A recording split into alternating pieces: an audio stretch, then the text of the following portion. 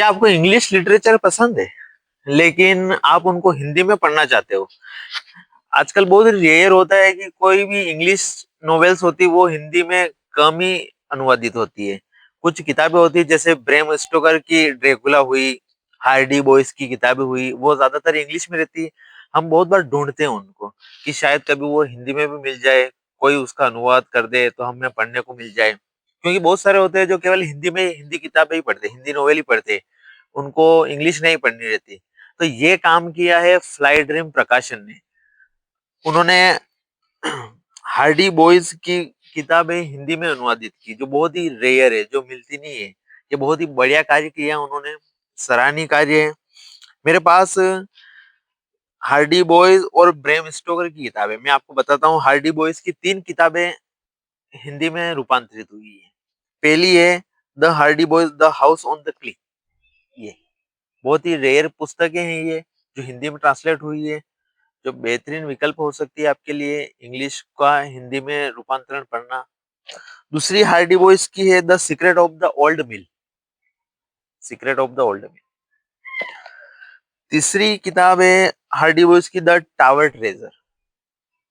ये 3 किताबें जो है ये थ्रिलर में, मतलब अगर आपको थ्रिलर, खजाना हो या कोई सस्पेंस वाली पढ़नी हो तो ये आपके लिए बेहतरीन हो सकती है। एक किताब के बारे में हमने बहुत सुना है, ब्रेम स्टोकर की सीरीज भी देखी होगी इंग्लिश में, जो ड्रेकुला के नाम से, उसकी वेब सीरीज भी है।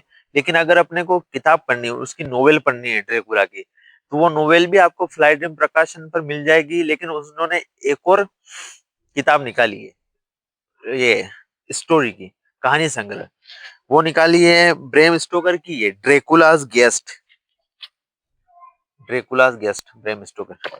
ये अनुवाद किया है मुमताज अजीज नाजा ने।